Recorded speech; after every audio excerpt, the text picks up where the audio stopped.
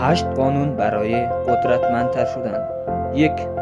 وقتی با کسی صحبت میکنی سعی کن انعکاس تصویریت را در چشمان طرف مقابل ببینی.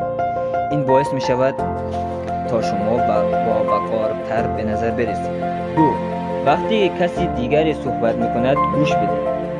وقتی صحبت میکنی مطمئن شو به شما گوش میدهد. 3. هنگام دعوا آرام بمان. به خاطر ذهن آرام برنده خواهی شد.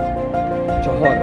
اگر بهت توهین شد ناراحت نشو. فقط با آرامش و سکوت به او نگاه کن. آنها متوجه قدرت تو میشوند. 5. وقتی میخندی چشمهات بیشتر از لبهات باید بخندد. 6. هیچ وقت در لحظه جواب نده.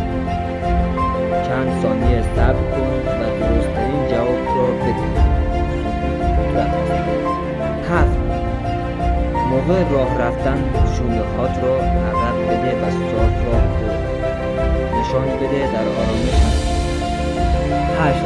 آرامتر صحبت کن. این نشانه اعتماد